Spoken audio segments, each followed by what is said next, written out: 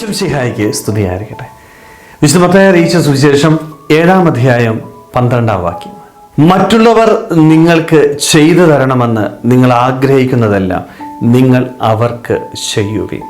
നമ്മുടെയൊക്കെ ജീവിതത്തിൽ ഇഷ്ടംപോലെ ആഗ്രഹങ്ങൾ ഉണ്ടാവേണ്ടതുണ്ട് അല്ലേ? മറ്റുള്ളവരെ എന്നെ സ്നേഹിക്കണം, മറ്റുള്ളവർ എന്നെ ബഹുമാനിക്കണം, മറ്റുള്ളവർ എൻ്റെ അടുത്തു വന്നിരിക്കണം, എൻ്റെ ജീവിതത്തിൽ ഒരു പ്രയാസമൊക്കെ ഉണ്ടാകുമ്പോൾ അവരെന്നെ ആശ്വസിപ്പിക്കണം, നമ്മളെ നന്നായിട്ട് കെയർ ചെയ്യണം. ഈ കാര്യങ്ങളൊക്കെ നമ്മുടെ ജീവിതത്തിൽ നമ്മൾ ആഗ്രഹിക്കുന്നുണ്ട് അല്ലേ? പക്ഷേ ഒരു പ്രശ്നമുണ്ട്.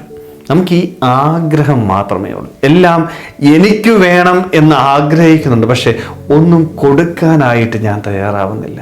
അതുകൊണ്ടാണ് ഇന്നത്തെ വചനത്തിലൂടെ എൻ്റെ ഈശോ എന്നെ ഓർമ്മിപ്പിക്കുന്നത്, മോനെ മോളെ, നീ ആഗ്രഹിക്കുന്നതൊക്കെ നീ മറ്റുള്ളവർക്ക് കൊടുക്കാനായിട്ട് തയ്യാറാവണം.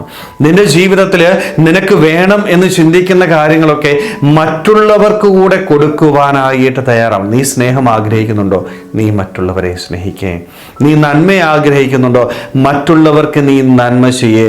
നീ കെയറിങ് ആഗ്രഹിക്കുന്നുണ്ടോ? നീ മറ്റുള്ളവരെ സംരക്ഷിക്കേ, അവരെ പരിപാലിക്കേ.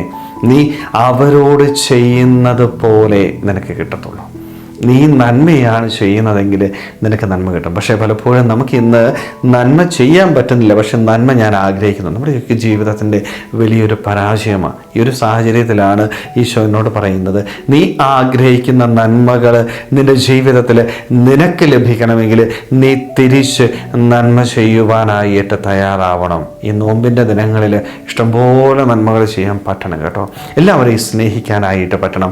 എല്ലാവരുമായിട്ട് നല്ലൊരു സൗഹൃദം കാത്തു സൂക്ഷിക്കാനായിട്ട് പറ്റണം. ആരോടെങ്കിലുമൊക്കെ വിദ്വേഷമോ പകയോ ഒക്കെ എൻ്റെ ഉള്ളിലുണ്ടെങ്കിൽ എന്തിനാണ് നമ്മളതോർത്ത് നീറി കഴിഞ്ഞ് നമ്മുടെ ജീവിതം അവസാനിപ്പിക്കേണ്ടത്?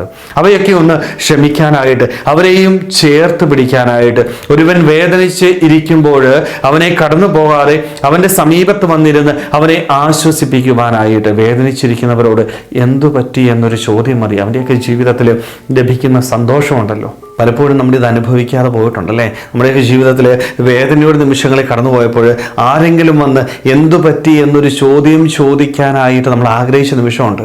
അതേപോലെ മറ്റുള്ളവർ വേദനിച്ചിരിക്കുമ്പോൾ അവിടെ പക്കൽ പോകുവാനായിട്ട്, അവരെ ആശ്വസിപ്പിക്കുവാനായിട്ട് ഞാൻ തയ്യാറാവുമ്പോൾ, സ്നേഹമുള്ളവരെ, എന്നെയും ആശ്വസിപ്പിക്കുവാനായിട്ട് മറ്റുള്ളവർ വരും.